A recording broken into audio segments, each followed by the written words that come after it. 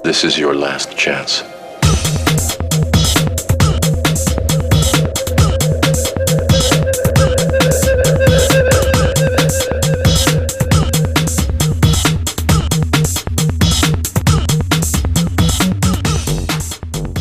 Dr. Harold Tan Chanco. Salamat po, no? Ang linya ko po, isa po akong ENT, Head and Neck Surgeon. Kung napansin mo, ang sinulat ko isa lang E. Hindi po ako yung typical na EENT. Ibig sabihin, wala po akong training sa eyes. So, huwag kang magtatanong sa akin mamaya kung problema mo mata. Hindi ko madalas pinapakialaman yan. Kasi bakit? Maselan yan eh. Baka mamaya magkamali ako, ikabulag mo pa. Diba? Jackpot naman, kung problema tenga. Ilong, lalamunan. Meron mo ba dyan tumutulo ang tenga? Wala. Ang buti naman. Ayaw lang umamin. So, tenga, ilong, lalamunan, yung mga bukol sa leeg, nag-o-opera po ako niyan. Ang practice ko po bilang ENT, Head and Neck Surgeon, more than 10 years na po. Naka-base ako ngayon. Ang kaisa-isang ospital ko na lang po, na dati galing sa 4 na ospital, iniwan ko na po yung 3. Dito na lang po ako kalambar. Familiar kayo sa ospital namin? Nandito, di ba? Mahal, mura. Mahal. Lahat naman ng private hospital, mahal. Tama? Totoo, ang mura, government hospital. Kaya lang, ang point ko, ang tao sumisiksik pa rin sa private. Bakit? Siguro, kulang din ang tiwala natin sa government hospital. Baka iniisip mo, serbisyo ng doktor, alanganin ka. Kulang siguro ang mga gamit, laboratorio. Kaya ayaw natin usually sa government hospital. Marami naman po magagaling ng doktor dun eh. Kaya lang, aanhin mo magaling kung walang gamit. Di ka rin maoperahan kung kailangan. Di ba? Kaya lang, isang point ang gusto namin maintindihan sa gabing ito. Madalas naman, tayo nagkakasakit one point in time ng buhay natin. Minsan malala, minsan simpleng sakit. Sipon, ubo, trangkaso, dengue, etc. etc. Ang point ko, napapagastos talaga tayo. Mas madalas ka magkasakit, mas madalas ang gastos. Parang ganun lang naman eh. Huwag tayo kasing umasa na may doktor. Huwag kang umasa may antibiotic. Huwag kang umasa may ospital. Kasi hindi po yan solusyon sa hindi mo pagkakasakit. Di ba? Temporary, oo, pagagalingin ka. Pero ang tanong, hindi na ba uulit ang sakit mo? Uulit pa rin yan. Ang maganda po kasi, lagi naisip natin, i-prevent ang sakit.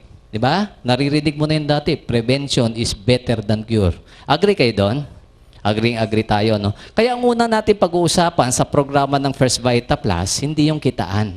Kalusugan muna. Kasi naniniwala po ako, health is wealth. Tama ba yon? Okay lang ba sa inyo mayaman ka, may sakit ka? Siyempre hindi, di ba? Pangunahin kasing kayamanan daw ng tao, kalusugan. Ngayon, kung mayaman ka at malusog ka, yun ang best. Di ba? Sa amin po sa First Vita Plus, ang daming ganun. Gusto nyo rin? Siyempre naman, di ba? So, dito po ang pag-usapan natin, unang-una, paano ka iiwas sa sakit? No? Dito, hindi natin i-discuss kung ano antibiotic ang gagamitin mo, kung ano injection. Ang gusto namin kasi, hanggat maaari, walang intervention. Yung bang naturally, nakakaiwas tayo sa sakit. Di ka nagkakasakit. Di ba? Kasi kung papansinin nyo, ako po, nagsasalita sa harapan nyo, isa po akong doktor. No? Hindi po sinasadya ang pagsali ko dito sa First Vita Plus. Bakit? Tingnan nyo po Ang First Vita Plus po, natural health drink. Nandun na yun. Maganda naman ang ibig sabihin, natural health drink. Kaya lang, saan po kaya galing? Nung pinaliwanag sa akin nung araw, nung pinakita sa akin nung araw, ito po nakita ko, prominente, puro dahon. Sa palagay mo ba ang doktor natutuwa sa dahon? Hindi, allergic kami dyan, galit kami dyan. Di ba? O para po sa akin, imagine nyo po, 10 taon ako nagmedisina, pag-aaral, no? Pagkatapos ng training sa medicine, nag-training pa po ako ng ENT, 4 na taon, 14 long years. 14 long years na siguro puyat, pagod, lahat na nandun. Tapos ibabalik mo ako sa dahon. Palagay mo, tama yon? Parang mali eh. Alam niyo, nung araw, nung una po akong in-invite dito, kasi medyo matagal na rin po ako dito, 6 years na ako eh. Ang sabi ng kaibigan ko, may i-offer do sa aking produkto, makakatulong sa practice ko. Excited din naman ako. Akala ko kasi instrumento nang iaalok sa akin. Kasi bakit? Technician eh. Iniisip ko, baka related doon, instrumento pang opera, ibebenta sa akin ng mura. Eh di okay nga. Kaya lang, ano nakita ko? First Vita Plus, nadismaya ako. Sabi ko nga, hindi para sa akin yan eh. 3 buwan po akong nililigawan, umaten, umupo man lang yan, hindi ko ginawa. Bumili ba ako kahit isang sachet? Hindi po ako bumili. Bakit? Nanindigan po ako bilang doktor, ayoko ng herbal products. Kaya lang, obviously, may nangyaring kakaiba. Bakit? Nasa harapan niyo ako ngayon eh. Ako ngayon magpapaliwanag. Ibig sabihin, dating super negative, ngayon, hindi na. Bakit? Speaker na nga eh. At tandaan niyo, wala akong bayad dito. Bakit dati ayoko, nandito ako? I-shortcut ko na lang, no? Kasi may maganda kaming ibibigay sa inyo, yung lesson o yung mga tips kung paano ka makaiwas sa sakit. At sigurado naman ako, marami sa inyo nakarinig na ng product. Marami sa inyo nakainom na ng produkto, di ba? Sino sa inyo ang sa totoo lang nakainom na ng First Vita Plus? Taas ang kamay. O di ba halos lahat naman eh. Sinong hindi pa nakakainom pero alam na ang First Vita Plus? O di halos lahat alam na rin pala. No? Kaya minsan hindi ko na masyadong dinidetalye ang produkto eh. Kasi bakit? Alam nyo na eh. At sigurado ko, umiinom ka dahil alam mo, makakaganda sa katawan mo. Imposible namang inom ka ng ilong, wala lang. Di ba? So, ipapaliwanag namin ng konti yon. Kaya lang, kunin ko muna o ipaliwanag ko muna istorya ko kung ba't ako na-involve. Di ba sabi ko kanina, negative ako 3 buwan. Ayoko talaga umattend eh. No, ayoko talaga sumali. Ang iniisip ko, kaya ako pinapasali, health product eh. Di ba? Kita naman po sa sachet, kung kukuha tayo ng sachet ng First Vita Plus, ito po yung isa. May nakasulat kasi dito eh. Natural health drink. Di ba? Ibig sabihin, pangkalusugan. Hindi naman iinumin lang eh, na parang sito, pamawing uhaw. Di ba? May pangakong kalusugan. Naisip ko, kaya po ako pinipili sumali kasi nga, pangkalusugan. Pag nireseta ng doktor, lalakas benta nila. Yun ang naisip ko, gagamitin lang ako. Pangalawa, naisip ko, siyempre, health program, may magse-seminar, kailangan speaker. Ang feeling ko din, gagamitin ako speaker. Eh, ayaw ko nito nung araw. Tingnan nyo, nandito ko ngayon sa inyo. Di ba? Kaya ako pumapayag ngayon, galing pa nga ako sa clinic eh. Katatapos ko lang po mag-clinic. Kumbaga, pagod na, kumita naman, pwede na magpahinga. O kaya lang sumaglit muna ako dito para bigyan ko ng magandang tip. Na mamaya, pag uwi nyo sa bahay, tandaan nyo, papakinabangan nyo to habang buhay. Kaya magpasalamat po kayo sa mga nag-invite sa inyo. Palakpakan nyo rin po sila. Ha? Minsan nga, hindi lang sapat talaga yung palakpak eh. Dapat paglabas, i-lips to lips nyo. Okay lang yan. Kasi angel yan ang buhay mo. Imagine mo, gusto niya umiwas ka sa sakit. Pangalawa, gusto niya yumaman ka. O, di ba? Hindi niya pinagdamot eh. Yun narinig niya dito, no? So, dito po, itong storya kung bakit ako na-involve sa First Vita Plus. Di ba sabi ko, ayoko.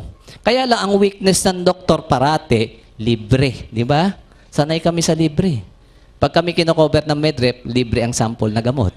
Di ba? Libre prescription pad, libre ballpen. Diyan nga, sa bag ko, 3 ballpen kanina nakuha ko sa Medrep. Libre lahat. Di ba? Libre merienda. Pinapansit pa ako kanina. Di ba? May baon pa pauwi. Imagine ninyo, libre ang seminar dito, seminar sa abroad. Lahat, spoiled talaga ang doktor.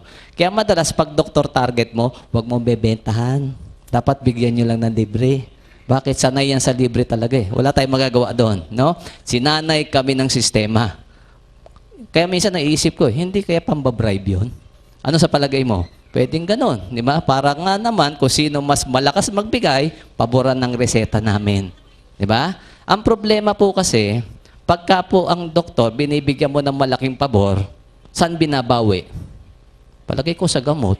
Di ba? Kaya naisip ko, hindi kaya ang doktor ang isa sa reason kung ba't mahal ang gamot sa Pilipinas? Pwede rin eh. Di ba? So yun po aralin natin ngayon, no? Nabigyan ako ng 3 samples ng kaibigan ko. Nalinawin ko, kaya ko lang po kinuha, isang reason lang, libre. Iinumin ko ba? Hindi. Bakit ayoko inumin? Natatakot po ako. Kahit doktor ako, tao din ako. Bakit ako natatakot? First time ko narinig nung araw, 6 years ago, ang First Vita Plus. Ang problema, hindi ko narinig, hindi ko nakita sa TV. Sa tao ko lang narinig at nakilala. Di ba ang tao kasi, lalo tayo, pag bago ang produkto, mas okay sa'yo pag sa TV mo napakinggan o nakita. Di ba? Para yung mga kino-commercial sa atin, kahit bagong product, automatic nakita mo sa TV, hawak ng artista, kinakain nila, okay na sa inyo.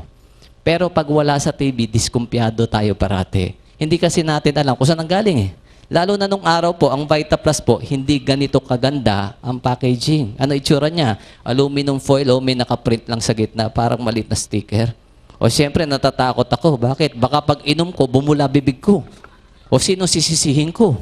Wala. 'Di ba? So, ang point ko, ayoko sana talagang tikman. Kaya lang, medyo naging curious po ako sa lasa. Kasi ang banggit ganito eh. Madali lang naman daw intindihan ng First Vita Plus. Lalo yung produkto. Ano daw to?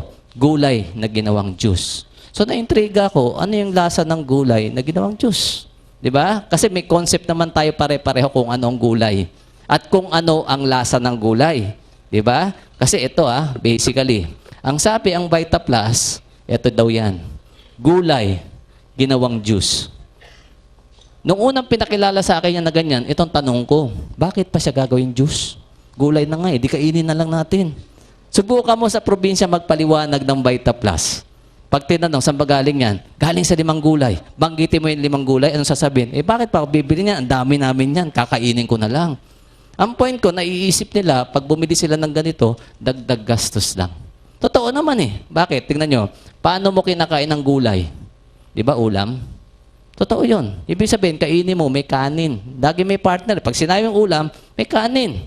Meron ba kinarinig na tao? Nagmimerienda, talong?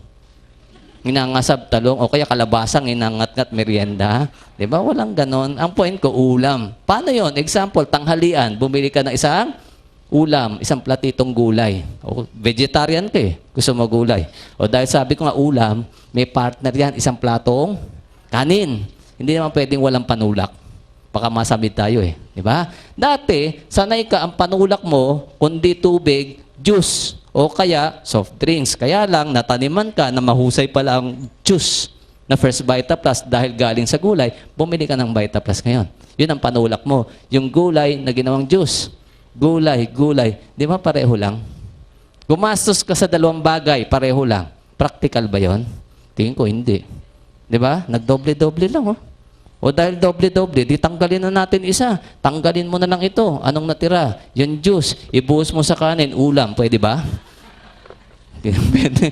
Pag bata, pwede. Di ba? Isip bata, pwede rin. Di. Ang gusto ko lang ipunto sa inyo, di ko kasi alam ang reason nila nung araw. Bakit nga ba gagawin pang juice? Sa akin kasi diretso na lang. Kasi ipaliwanag mo sa probinsya. Kaya ginawang juice kasi masustansyang gulay ang pinili. Ang sasabihin sa'yo, di lalo na dapat lecture na lang para unahin kainin ng tao yun. May point din naman. Di ba? O tingnan nyo tingnan po natin kung ano yung pinanggalingan na gulay. Kasi basic naman Ang First Vita Plus, nakasashay. Bakit? Natural health drink siya, powder form. No? Ibig sabihin, powder form, para mainom na juice, ititimpla natin sa isang basong tubig. Iklaro po natin lagi yan Isang basong tubig, 240, 250 ml, o 8 ounces kung dedehan ng bata. No? Ganon po ang dami ng tubig. Bilin nyo yun. Kasi minsan nagkakamali sila, kalatang, tinitimpla 1 litro. Wala nang lasa kasi pagka ganon no? So dapat isang baso lang pong tubig. Pwedeng mainit, pwedeng malamig. Depende sa sitwasyon. Ano daw sitwasyon yun? Halimbawa, ang init ng panahon, gusto mo refreshing. Ano maganda? Malamig na tubig. Pag may sore throat, ano maganda? Siyempre, mainit na tubig. Ganon lang naman No? Depende rin sa kursunada mo. Pero base po sa mga pasyente ko na nabigyan ko, usually pag may sakit, ang sabi sa akin, mabilis daw umepekto pag lukewarm ang tubig. No? O tingnan nyo, ang daming umuo. Bakit? Totoo po yun Naniniwala din ako doon na kahit papaano po kasi, yung init ng tubig, energy yun No? Ibig sabihin, mas mabilis siguro lalong ma-activate kung ano yung maganda sa Vita Plus. Mas mabilis ma-absorb ng katawan ng tao. Parang ganon, no? So, ito lang ang Vita Plus no? Powdered juice drink, pero hindi lang basta pamawi ng uhaw. Di ba? Pinakita ko rin kanina, natural health drink. Pansinin mo yung gitnang salita. Health, ibig sabihin kalusugan. Di ba? So, ito binili po ng tao, hindi basta pamawing uhaw Nung araw, wala halos gustong bumili. Kaya lang ngayon, milyon-milyon na po ang umiinom ng First Vita Plus. Grabe. Napakarami na pang gumagamit. Bakit? Siguro may magandang napala. Kasi unang-una, i-analyze natin. Health drink. Ibig sabihin, may pangako. Kaya ka nag-try siguro nung araw, kasi nga, ang pangako nito, may pangakong kalusugan. Baka sakali, uminom ka, umokay kung ano nararamdaman natin. Example lang, kung ang produkto hindi magaling, may pangakong health, ininom mo, walang nangyari maganda sa'yo. Tanong, uulit ka pa kaya? Siyempre, hindi na. Tingnan nyo ang Vita Plus dati, kukunti umiinom. Bakit ngayon, milyon-milyon? Bakit ngayon hindi lang Pilipino, pati ibang lahi? Di ba? Ibig sabihin, totoo ang produkto sa pangako niyang kalusugan. Palakpakan niyo naman ang Vita Plus doon. Natutuwa ako kasi 6 years pa lang ang company. 6 years ang company, alam nyo, milyon na pong taong natulungan pagdating sa kalusugan. Yung iba, simpleng sinusitis lang, allergic rhinitis. Kaya lang, yung kabilang extreme, mga may cancer, may bukol, mga sakit na hindi gumagaling sa doktor, natulungan ng produkto. Nakakatuwa eh. Kaya lang, on the side, hindi lang pala kalusugan ang nabago sa Pilipino. Nakakatuwa eh. Napapagmalaki po ang kumpanya, pinagmamalaki kulubusan. Bakit? Sa loob ng 6 na taon niya na pinush ang First Vita Plus sa Pilipinas, alam niyo po, ang multi-millionaires at millionaires no, na naproduce ng First Vita Plus as of May 2012, nasa 10,000 na po. Imagine niyo yun. Na-imagine nyo ba? Ikumpara mo sa isang kumpanya na matagal na. Di ba? Yung mga kumpanya nagwa 100 years na ngayon, kino-commercial pa nga eh. Tanong, sila kaya, ilan na ang naging milyonaryong empleyado nila? May naririnig kayo? Siguro ilan-ilan. Nabibilang sa daliri. Imagine mo, First Vita Plus, 10,000 na mahigit ang milyonaryo at multi-milyonaryo. Tatagal pa po ang company ng ilang taon. More than 10 years. Probably 20 years or more. Kung sasali ka, pagdating ng araw, isa ka na rin sa milyonaryo. Okay ba yun? Kaya maraming yumaman kasi ang battle cry natin dito, iwas sakit. No, ibig sabihin, hindi ito kasi yung kumpanya na ang gusto, puro kitaan ang pag-usapan. Kami po, totoo, no? Ang gusto namin, makatulong muna sa kalusugan. Kung may kita, kasunod na po yon, no? Kaya lang maganda, lagi namang nagsusunod. May natulungan ka, hindi po naiiwanan yung kitaan doon, no? Pag-usapan natin, no, yung kaso ko. Kaya po ako napasali dito, natikman ko lang product. 3 produkto lang po ang binigay sa akin. Naulitin ko, kaya ko lang tinake, kaya ko ininom dahil libre. Pangalawa, kaya ko inubos kasi masarap. Yun lang po naman eh. Wala ko na-expect ko anong mangyayari maganda sa akin. Kaya lang tingnan nyo bakit ako napasali? Bilang doktor, meron din po akong problema na dala-dala ko for the past 17 years. Totoo, naging successful ako sa practice, sa career ko bilang ENT. Maraming na-operahan, maraming pasyente sa outpatient, marami din pera. Kaya lang nakaipon din ako ng sakit eh. Di ba? Marami sa atin siguro ganun.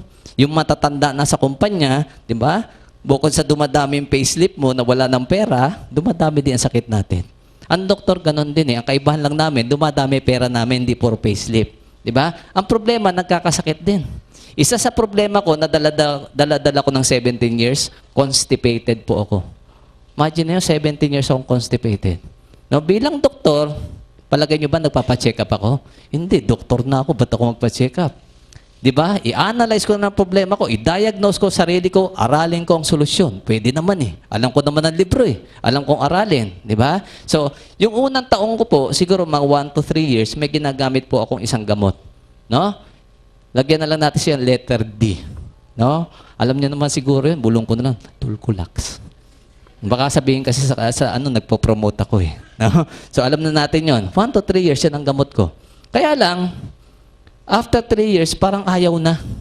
Kumbaga, di ba, sanay tayo doon, naririnig ko sa mga pasyente, Dok, ayaw nang tumalab sa akin, na-immune na yata ako. Ganon tayo minsan eh, di ba? Nasasanay ang system, no, nagko-cope system mo. Nung 3 to 5th year, nagdagdag pa po ako ng isang gamot. Ito po, letter L. Laxoperal. Narinig niya? Alam niyo na yon, di ba? So, ginagamit ko siya, combination o kaya alternate. Depende kung paano umayos yung pagdumi ko. No? Kaya lang, nung more than 5 years na, parang ayaw pa rin tumalab na ulit. Nagdagdag po ako, nung time na yun, nauso po yung mga fiber supplements. Marami naman brand yan eh. Diba? Yung mga fibers, nauso nun eh. Bulk daw, para mas maganda ang pagdumi natin. So, nagdagdag po ako.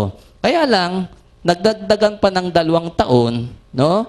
Ayaw na rin, parang kulang na naman. Ang problema, dinadamihan ko na ng fiber. Dinadamihan ko na ng pagkain ng fruits. No? Kaya lang, siyempre, pag constipated ka, minsan matigas ang dumi, sumusugat. Kaya po, nung dulo, nagdagdag pa po ako ng isang gamot, pero hindi iniinom, ointment.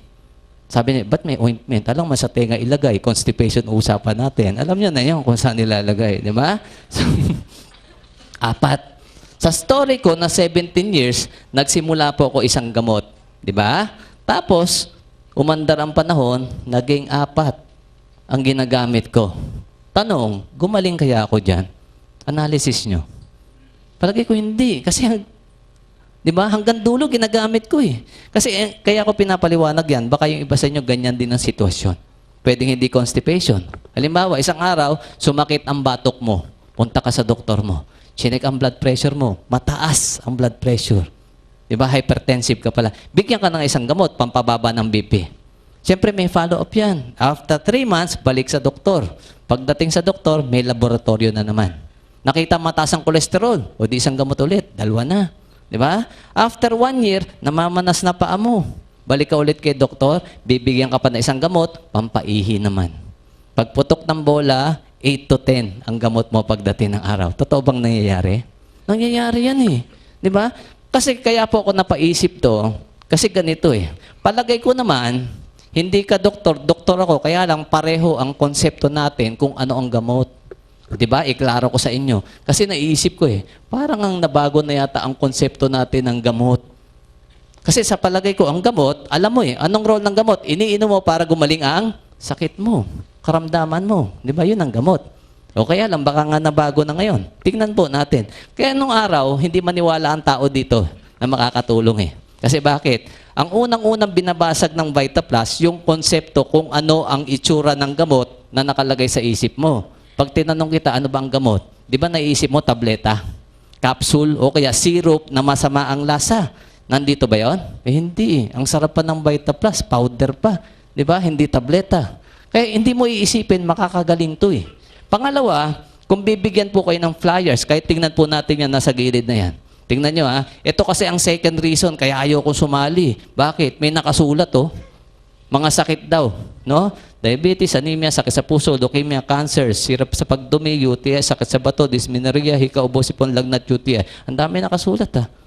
Diba? 20 mahigit yan. 20 mahigit na sakit. Ilan daw gamot ang iinumin? Isa. Isa na kung gamot pa. Diyos nga eh. Maniniwala kayo? Siyempre hindi. Kung hindi maniwala ordinaryong tao, lalo ang doktor. Kasi sa atin, di ba, kahit hindi ka doktor, alam mo to eh, isang sakit, isang gamot. Kuha tayo ng sakit. Halimbawa, ang problema natin, hika. Ano po ang gamot sa hika? Ventolin. Kadalasan. Favorite yun eh, salbutamol. Bumili ka ng Ventolin, inatake ka ng hika mo. 1 week, ininom mo yung gamot, okay ka na. Ang nabili mo pang 2 weeks kasi reseta ni Doc. Sobra ngayon ng 1 week ang gamot mo. Tinago mo na lang. After 1 week, sumakit almoranas mo. Salbutamol ba ulit? O siyempre, iba na ulit. Siguro nag-gets yung gusto kong may share sa inyo, di ba? Pag dami ng sakit ng tao, dami ng gamot. Kasi isang sakit, isang karamdaman, isang gamot. Tapos sasabihin mo, oh, ito lang. Di ba? Eh, sino maniniwala doon? At tingnan mo kung gaano kalupit, ha? May nakasulat dyan, cancer. Humanap ka dyan ng bedridden na may cancer stage 4. Yung halos patitigok na. Tapos sasabihin mo, cancer ba yan? VitaPlus lang yan. Ano kayong gawin sa'yo? Sasampigahin ka ng kamag-anak nun. Di ba? Akala binibiro mo eh. Papainumin mo ng juice, cancer yun. Di ba? Kaya hindi matanggap ng tao eh. Example pa, humanap po kayo na may psoriasis. Alam niyo yung sakit sa balat na psoriasis? Madalas, ang may psoriasis, suki ng derma yan. Suki ng doktor yan. Minsan, hindi lang 1 taon, 2 taon, 10 taon. Vice Mayor nga natin, 25 years eh. Di ba? Kung kilala nyo, si Atty. Porsing. Bakit niya, 25 years sa doktor, oh. Tapos sasabihin mo, psoriasis ba yan? VitaPlus lang yan. O baka tadyakan ka ni attorney noon. Di ba? 25 years, espesyalista, ang gagamot. Nagpunta pa ng abroad. Tapos ikaw, hindi doktor, magyayabang kang VitaPlus. Di ba? Ang hirap tanggapin. O kaya nung araw, walang bumibili. Kasi ang purpose ng First VitaPlus nung araw, malinaw, pang-iwas sa sakit. Ano ibig sabihin pang-iwas? Prevention. Di ba? Kung prevention, ito kasi ang kinukumpara ng tao. Prevention din ng vitamin C. Di ba? Kino-commercial nga sa cancer din, sa ubo. Di ba? Resistensya, pang-build, no? Kaya lang, comparison, presyo nito at vitamin C. Ang laki ng diferensya. Mura lang ascorbic acid, lalo sa generic. Di ba? Samantalang ito may presyo daw. Pareho lang pang-iwas. Kaya lang, nagkaiba kami saan? Sa totoong resulta. Hindi po namin akalain na yung pinopromote namin nung araw na pang-iwas actually makakagaling o makakatulong sa karamdaman. No, doon kami na-shock. Imagine niyo, tulad ko, dumating sa punto, doktor ako, nagkasakit ako. Ibig sabihin, pasyente rin ako. 'Di ba? 17 years po, 'di ba? Nag-aral ako, pinag-aralan ko kung anong iinumin ko, nauwi ako sa 4 na gamot. Di rin ako gumaling eh. Tapos nabigyan po ako ng 3 sachets ng Vita Plus. 3 sachets lang na naubos ko ng 3 araw, naglaho ang 17 years kong problem. Tanong, hindi ba ako mapapaisip noon? Napaisip ako dun eh. Bakit? Dati, gamot sa butika ang iniinom ko, hindi ako gumagaling. Gamot na tinuro sa amin bilang doktor ang iniinom ko. Tapos ngayon, yung hindi ko alam kung anong ininom ko, yung pa nagpagaling sa akin. Kaya ito po, inanalyze ko eh. Bakit? Maraming natulungan eh. No? Kaya iniisip ko rin, bakit nga ganon? Supposed to be, uminom ako ng gamot. Dapat gumaling ako. Eh bakit di ako gumagaling? O ikaw, baka diabetico ka. May diabetico ba kaming bisita? Diabetico. Si Sir, diabetico, no? Unang-una, tingnan po natin, no? Kasi matagal na si Sir sigurong uminom ng gamot. May mga high blood ba din dito? Mga high blood. Naka-maintain na po ng gamot? Naka-maintain, di ba? Supposed to be kasi, ang sabi, iinom ka ng gamot.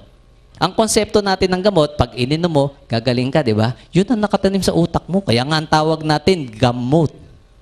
Diba? O kaya lang, ininom ko yung gamot ko, supposed to be magpapagaling, hindi ako gumaling. Si Sir, si Ma'am, baka ganun din. Pang diabetes, pang hypertension. Tanong, gumaling na ba sila? Baka hindi pa eh. Kaya nga nandito, siguro, naghahanap ng additional information. Doon po ako napaisip eh, ba't nga ba ganun? Nabago na ba ang konsepto ng gamot sa panahon natin? Diba? So, dapat i-analyze natin ng konti. Baka meron tayong nami-miss, baka may kulang. Baka may kulang na hindi sinasabi ang doktor mo. O baka, to the point, kaya pala hindi nakakarating sa inyo, mismo kaming doktor, hindi namin alam. Yun po ang liliwanagin natin ngayon. Baka ito yung kulang sa buhay mo. Baka ito na yung pagkakataon na pag nalaman mo, ginawa mo, totally gumanda ang kalusugan mo. Kasi ang point ko ganito, yung mga diabetiko, usually ano po bang alam nating bawal? Matamis. Bakit ko pinopoint out ko ano yung bawal? Marami sa atin nagpa-doktor na eh. Once in their lifetime, nagkasakit, nagpa-doktor, ina-analyze, dinayagdose, ito sakit mo, ito reseta. Kaya lang pagkatapos nun, bago ka magbayad, ang huling tanong mo kay Doc, Doc, may bawal ba akong kainin? Di ba nagtatanong tayo doon? Siyempre, dapat malaman din natin ano yung bawal eh. Kaya binanggit ko, sa diabetiko, anong bawal? Matamis. Sinabi niya na. Pero tanong niyo sa mga diabetiko, anong bilin po sa inyo pagka nakakaramdam kayo nahihilo ng lalamig? Anong kakainin daw? Matamis. Di ba parang conflict? Bawal matamis, pero kakain ka ng matamis pag nahihilo. Di ba? So, ibig sabihin, merong hindi malinaw na konsepto pa rin sa tao eh. Pagdating sa mga bagay na gano'n. O halimbawa, high blood. Anong mga bawal sa high blood na alam nyo?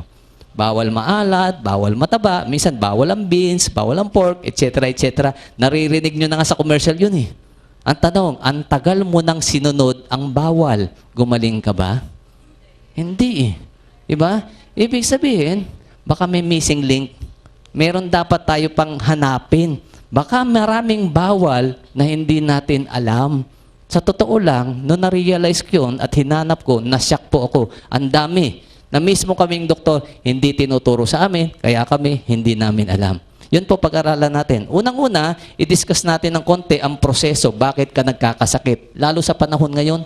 Kasi kung titignan natin sa panahon natin ngayon, na iba na po ang sakit. So, para mamaya maintindihan natin kung ano talaga ang relevance ng First Vita Plus sa inyo, no?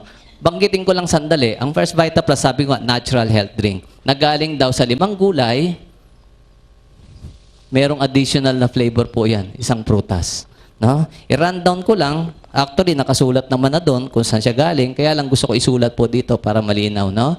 So, ang Vita Plus, galing daw sa 5 gulay. Ano-ano yung 5 gulay? Number 1, ito po, malunggay.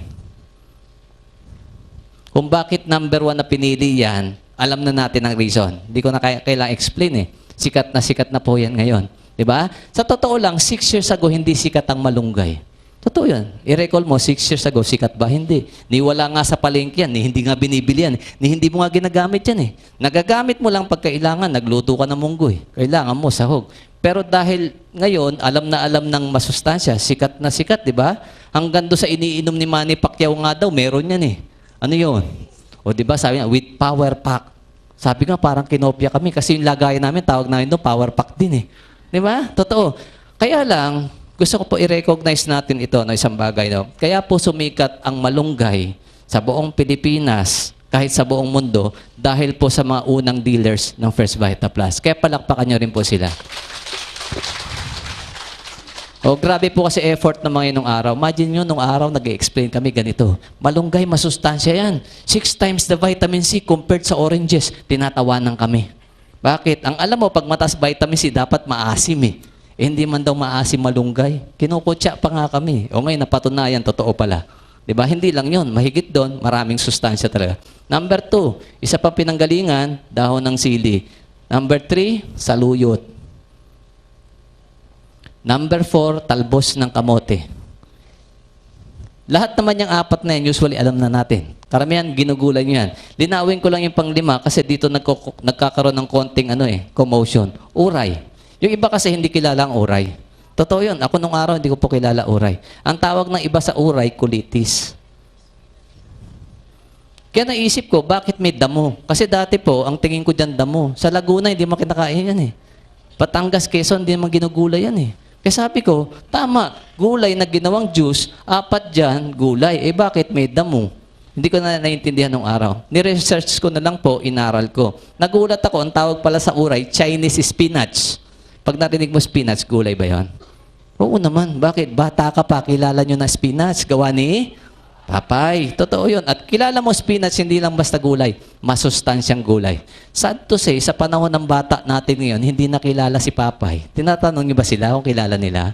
Hindi na. Kasi si SpongeBob na po kilala nila eh. Di ba? Ano ibig sabihin? Pag kilala mo si Papay, may edad ka na. Kaya pag tinanong ka, ayaw mo magpanggap na may edad na, hindi ko kilala yon, si SpongeBob kilala ko eh. So, ang point ko, ito pa.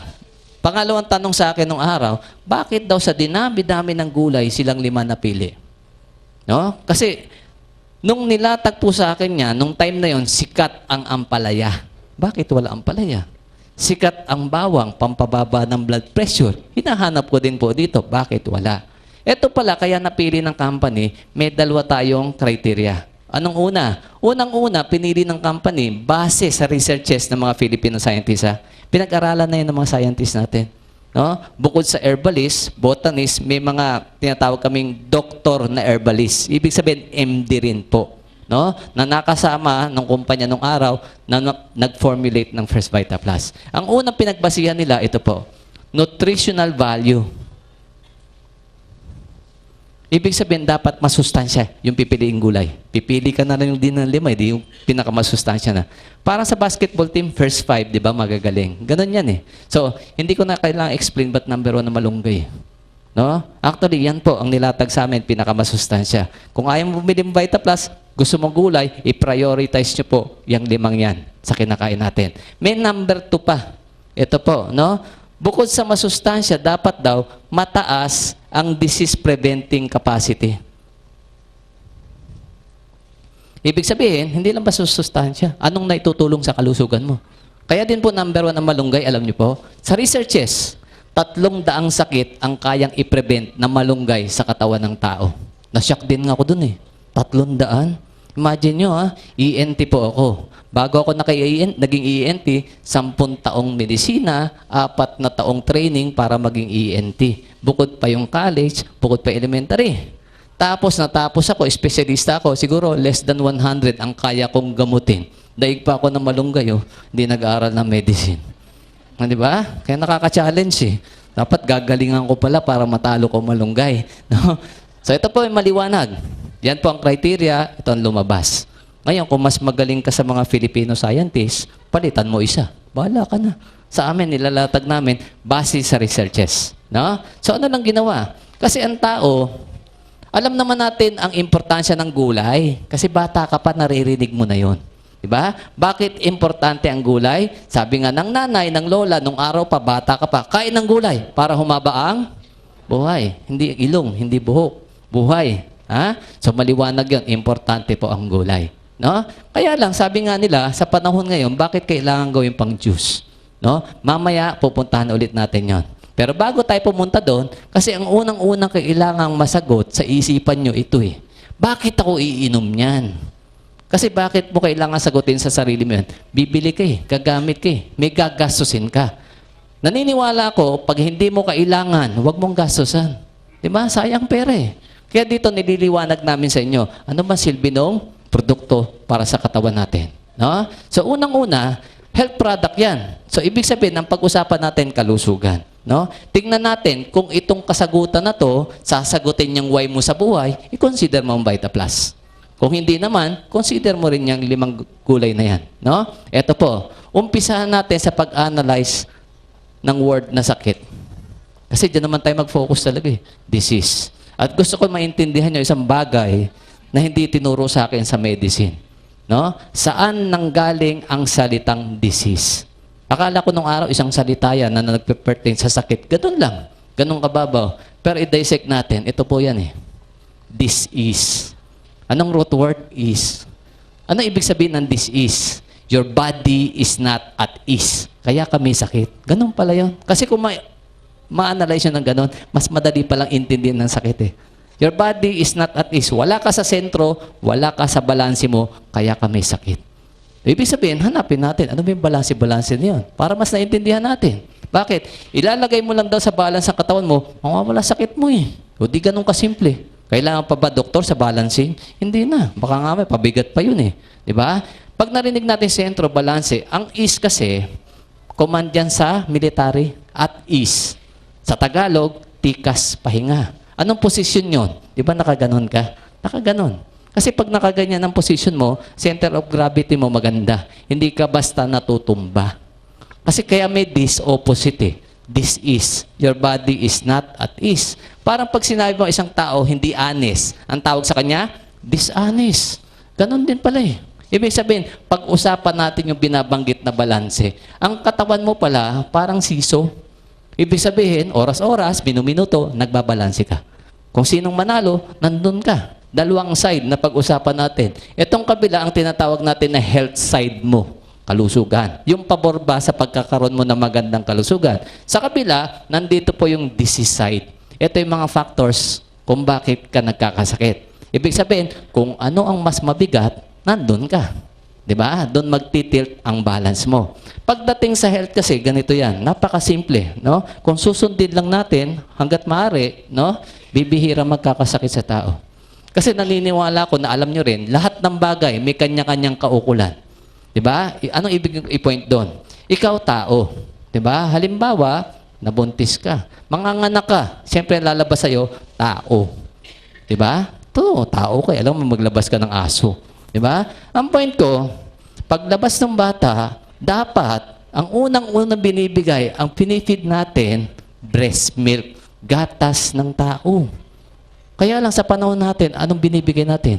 Gatas ng baka, cow's milk eh. Yung milk formula, pinaganda nga ang tawag, tinawag milk formula, pero cow's milk din yun eh. Ang point ko, yung first step na binigay sa atin ng creator mo, binago mo na kaagad eh. Kaya umpisa pa lang, sablay na ang tao eh. Imagine niyo to, bagong panganak ang baka, dedede kaya sa'yo?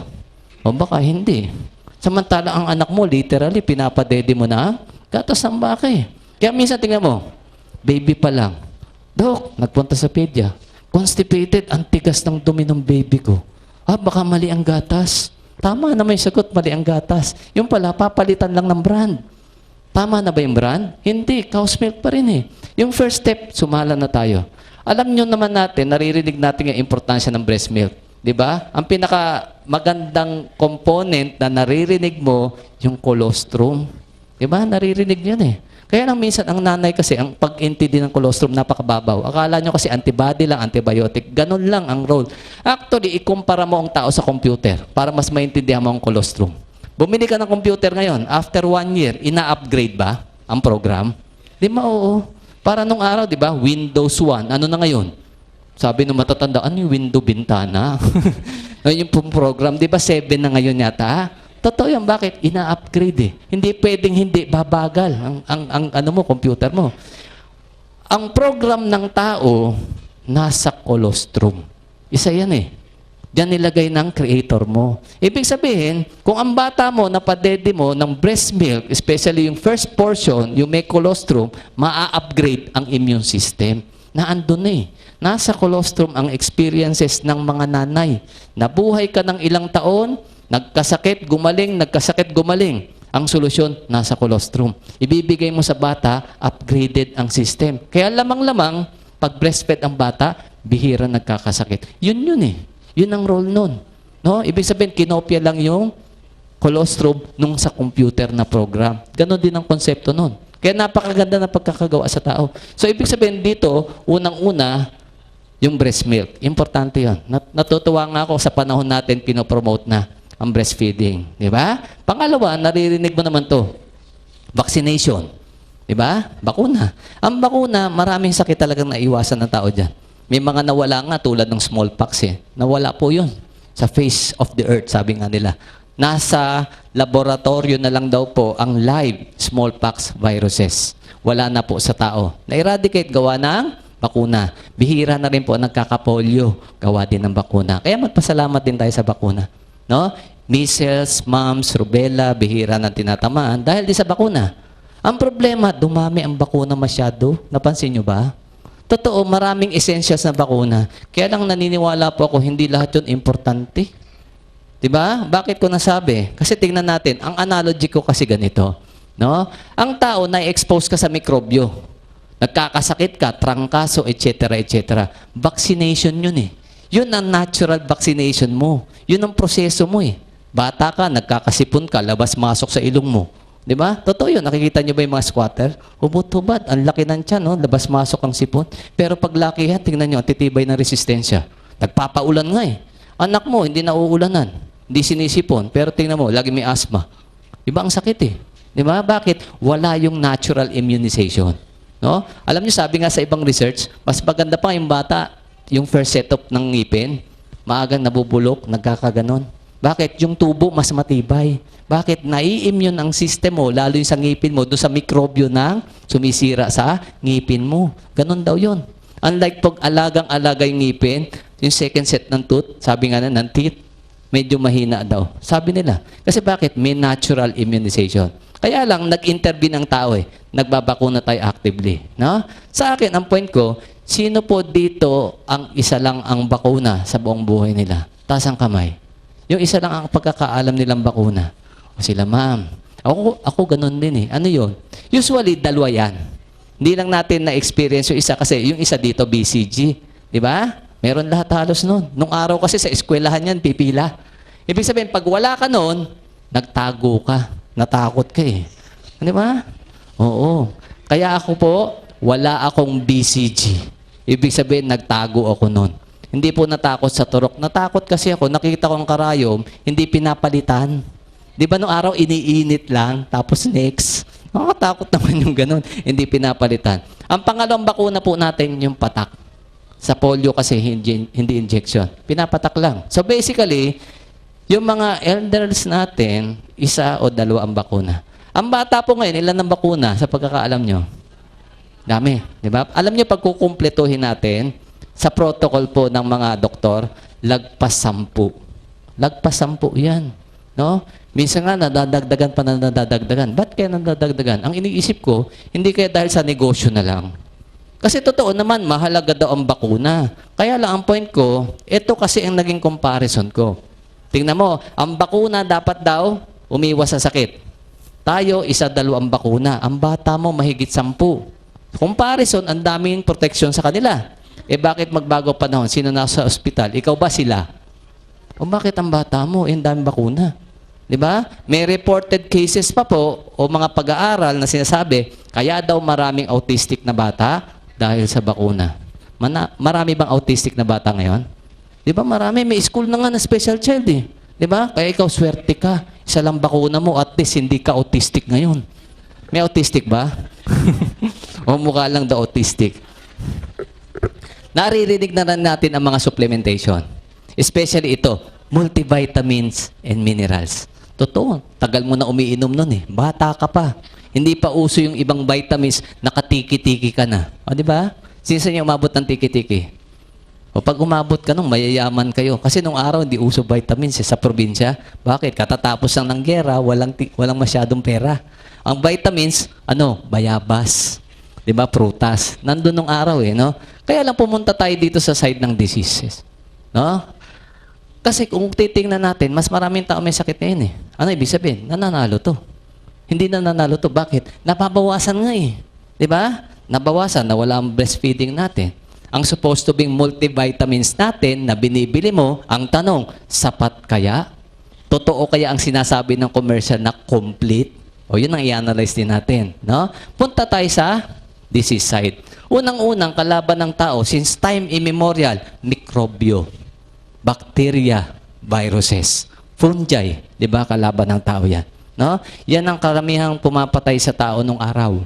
No? Pangalawa, naandyan din yung tinatawag nating pollution. No? Kaya lang, may third factor po dyan na pinakamabigat. Yun ang pag-usapan natin. Ito ang deciding factor kung bakit ang balance mo napupunta ngayon sa sakit. Kung bakit ang bata mo laging may sakit. Nandito yan sa pangatlo. No? So kung titingnan natin dito, may importante palang nangyari. Binanggit ko kanina, halimbawa ito, bacteria, viruses, o microbes in general. Nung araw, sinabi ko, ang pinamamatay ng taong common, infections. Totoo, nung araw kasi nakakamatay ang tuberculosis, ang dami namatay dyan. Bubonic plague, tetanus, ang dami namamatay dyan nung araw. Kasi wala pang antibiotics. Siyempre, matalino ang tao. Naka-invento tayo ng mga gamot, antibiotics. Kaya binabalik ko ulit yung word na gamot Kasi ganito ang pagkakaintindi natin sa gamot Halimbawa, meron kang infection sa baga, pulmonya. Siyempre, punta kay doc. In-examine ka, may plema nga, inuubo ka nga. Sa x-ray, nakita, may pneumonia ka nga. Bibigyan ka ng antibiotic ngayon. Ni doc, di ba? Ang sabi ni doc, iinumin mo ang gamot mo, iinumin ang gamot 7 to 10 days. O walang palya, ininom mo. After 10 days, wala na ubo mo, maginhawa na paghinga mo. Repeat x-ray, okay na, clear na ang baga mo.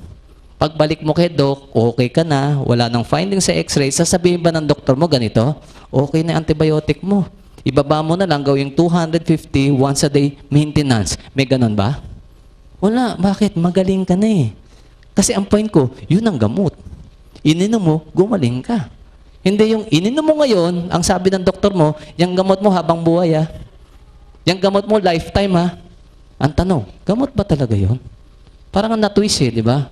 Sa pananaw ko, hindi gamot yun Kasi ang gamot, pang sakit Yung iniinom mo, pang simptomas Walang simptomas, pero ang sakit mo, nasa katawan mo pa rin. Di ba? Kaya mahirap mag-rely sa gamot ngayon. Bakit? Yung iba doon, di na nga totoong gamot Kunyari na lang yatang gamot Bakit? Kung talagang gamot, after 1 month, tapos na ang gamutan, magaling na tayo. Kaya mahirap mahulog ngayon sa pagkakasakit, sa paggagamot. Dapat maintindihan mo, ito lang naman, balancing act lang naman pala Mabalansi mo, okay, di ba balik ang balance, health side ang mananalo. No? Ito nga lang, ang shift. Infection na gagamot ng mahusay na antibiotics. Ang gumawa ng antibiotics, negosyante rin naman Walang pag-usapan doon. Diba? Isa nga sa kahangahangang antibiotics na nauna, imbensyon ng Pilipino, baka hindi nyo alam, erythromycin. Naka-imbento niyan, Pilipino. Ang unang brand niyan, Ilozone. O baka nare-recall pa ng iba, Ilozone. Bakit? Na-discover po yun sa Iloilo ng Pilipino. Kaya Ilozone ang pangalan. Diba? O nadagdagan. Ibig sabihin, matatalino talaga mga Pilipino. Diba? So, ibig sabihin, nung araw, infection, antibiotic, gumagaling. Ang problema, gumagaling agad. Nakita na negosyante. Diba? Mahirap pala pag negosyo, antibiotic, kasi nga, limited ang kita. Paano kung next year ka na ulit magka-infection? Next year ka na ulit bibili ng gamot. Kaya ngayon, dati, infection kinamamatay, ngayon po na iba ang trend ng sakit ng tao. Napunta po tayo sa tinatawag nating lifestyle diseases. No? Hindi lang napunta dyan. Dyan na tayo ng dyan. No? Naipon. No? Ano naman yung lifestyle diseases? Ang lifestyle diseases, kukuha ako ng example Ito yung madalas namin dinidiscuss dito. Under ng top 3. Top 3 na kinamamatay ng tao sa buong mundo. Kaya discuss natin yan. Maraming sakit, totoo lang. Kaya lang dito ako mag-focus kasi dito tayo din kinukumpul Dito tayo iniipon. No? Number 1, cardiovascular diseases. Sakit sa puso, stroke, hypertension. Number 1 yan. No question about that. Amerikano, Pilipino, Incheck, lahat. Nandito kayo namamatay eh. Ang mapapansin mong pagbabago, kasi nung araw, inaatake sa puso, matatanda lang. Di ba? Na-stroke, matatanda lang. Ngayon, nung kahit bata, alam niyo po, Kalamba doctors, dalawa dyan sa ICU nila, sa record nila, dalawa dyan ang 13 years old na na-stroke. Imagine mo, 13 anyos na-stroke na. Di ba? Totoo yun. Mabigat yun. Nung araw, ang inaatake sa puso, sabi nga nila, yung matataba, yung high blood. Eh bakit ngayon low blood, na-stroke, nag-heart attack? Di ba? Minsan physically fit, atleta pa nga eh. Tapos nag-heart attack pa. Nung araw, ang sabi nila, yun lang daw pong may lahi. Ngayon po, hindi na kailangan ng lahi. Kaya lagi namin sinasabi, pag hindi nyo naiintindihan yung idinidiscuss namin dito, pagdating ng araw, tatamaan ka rin yan. Lahat po tayo candidates sa heart disease, sa ayaw at sa gusto nyo. Kaya dapat may maintindihan tayo dito maganda. No? Number 2 problem. Sigurado naman ako, aware kayo dito. Dumadami may cancers ngayon. Di ba? O ito, sumikat ang colon cancer nung namatay sino? Cory Aquino. Kaya lang sa akin, bigyan nyo rin ng credit si Chat Silayan, Rio Diaz, Helen Vela, June Encarnacion. Colon cancer din kinamatay nun eh. Charlie Dabao yung latest. Ronald Reagan may colon cancer din. Di ba? So, ang dami na. Pero mas maraming ordinaryong tao ang pinatay ng colon cancer. Di lang sikat, kaya hindi na-mention. Ang point ko, yung binanggit ko, sikat. Ibig sabihin, may pera. Nagpa-check up. Ginamot. Buhay patay. O kasi cancer kalaban. Kaya takot tayo dito eh. Di ba? Ang point ko, ito pa. No? Dumadami ang cancer ngayon na minsan o nung araw, hindi mo masyadong naririnig o nababalitaan. Kaya minsan pag narinig mo, ano yun? Kakaibang cancer ba yun? Example lang po, yung cancer na kinamatay nung asawa ni Camille Prats. Natandaan nyo? Nashock tayo doon, di ba? Ang bata nung asawa, 30 plus lang, nasopharyngeal cancer. Yun din po ang cancer ni Romel Aducul, yung basketballista. Di ba? Ang dami kong pasyenteng ganyan nung araw. Totoo yun. No? Isa na lang ang buhay. Imagine niyo yun. No? So far, yung isa yata hanggang ngayon umiinom ng Vita Plus, buhay pa rin. Di ba? Yun nakakatawa eh. No? Pagdating naman sa breast bukol, tumor sa breast, o breast cancer, no? Pag kinuha nyo po kasi yung statistics, no? Sa Pilipinas at sa buong Southeast Asia, number 1 ang Pilipinas pagdating sa breast cancer. Palakpak naman kayo dyan. Oh, may pumalakpak na. Ba nagulat kayo? Ba't nga ba ako pumalakpak? O at least masunurin kayo. No? Congratulations. Ang point ko, gusto ko yung i-aware. Totoo naman, medyo mali ang reaction. Kasi hindi man beauty contest para palakpakan eh. Kaya lang okay lang yon para magkaroon tayo ng awareness. Bakit nga matay number 1? Kasi dito nakita ko, ang daming babae dito. No? Ito ang mensahe nun para sa inyo. No? Nandito ka sa Pilipinas, na kung saan sa Southeast Asia, number 1 sa dami ng breast cancer. Tayo pinakamarami, kung tutuusin. Diba? Ngayon, anong ibig sabihin nun sa inyo? Yung bansa kinalalagyan mo, marami may breast cancer. Lamang-lamang, kung ano yung nagbigay ng breast cancer sa kanila, nasa tabi-tabi nyo lang din. O dapat alamin mo yun. O sabi naman ng doktor, ito may breast cancer awareness, di ba? Ang sabi ng doktor, breast exam, mammogram check-up. Napansin nyo ba, ang sinasabi lagi may bayad? Meron ba sinabi, ito iwasan mo, libre naman, sinabi lang. Walang ganon eh. Kaya minsan sinasabi ko, bitin eh. Kaya nagtaka ako, bakit nga ba namin hindi sinasabi? Ito lang na-analyze ko. Kaya namin hindi nasasabi, hindi rin namin alam. No? O pangatlo, diabetes. At sigurado ko, alam mo kung ganong kalala ang problema natin sa diabetes ngayon. Kasi ang Pilipinas po, 500 per day po na Pilipino ang nagkakaroon ng diabetes. Yan po ang rate natin. Marami ba yan?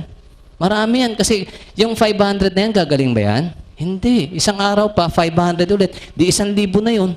At tingnan nyo ha, sa buong mundo, ang statistiko po, 300 to 500 milyong katao na po ang diabetiko sa buong mundo. Marami yan. Marami yan. Marami din dyan, doktor. Kung ngayon tanong, diabetiko ka, punta ka sa doktor mo, diabetiko rin. Magtiwala ka. Yan ang point ko eh. Hindi nyo lang alam, maraming doktor diabetiko. Totoo yun. Hindi ko sasabihin. Baka magalit sa akin. Maraming doktor na stroke, high blood. Maraming doktor, hospital lang. 3 dyan, alam ko, kinikimotherapy. O nag-underwent ng chemotherapy. Doktor. Maraming doktor akong kilala kaysa Manila, mas bata sa akin na stroke. O ba't ganun? Ang point ko, may pare-pareho tayo hindi alam. Kasi kung alam ng doktor, hindi sila magkasakit ng ganun. Kung alam ng doktor diabetes, hindi sila naging diabetiko. Di ba? Ang masaklap, umaasa ka, kulang din pala. Yun ang mabigat. Dadagdagan natin ng konting N. Na baka sakali, kung idagdag natin dito, mas gumanda ang laban mo. Kung meron ka na. Kung wala naman, mas maganda-ganda ngayon ang pag-iwas natin. Okay sa inyo yan? Ito ang unang-unang ina-advise ko sa tao, no? Kasi balikan po natin yung tatlong sakit na yan. Heart disease, cancer, diabetes. Actually, marami pa iba eh. Kaya ako na-focus dito. Nung araw may tawag tayo dyan, sakit ng mayayaman. Di po ba? Ngayon, mayaman lang ba nandyan? Hindi, pati mahirap eh. O mahirap ka, anong ginagawa mo sa sakit ng mayayaman? Nainggit ka sa mayayaman? Ganun ba yon? May isa pa akong tawag dito eh. Tawag ko dyan, death trap. Trap yan eh. Bakit trap? Pag nandyan ka na, yan ay kamamatay mo. Baon mo na yan eh. Tama ba yon? Totoo yun. Label mo na yan. Nung araw kasi nakakabalita tayo, namatay ang tao, haba ng buhay, 100 plus. Ba't namatay lola mo, 129? Nakalimutan ng huminga, sa katandaan na. Di ba ganon? Meron ka pa nababalitang ganon. Di namin alam, di na lang gumising eh. Ilang taon na ba? 112.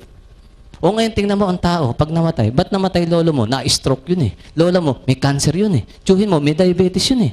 Napapansin nyo, lahat tayo may label na sakit. At yung label mong sakit, nandito sa tatlong ito. Ito naging top 3 sa simpleng reason kasi dumadami yan.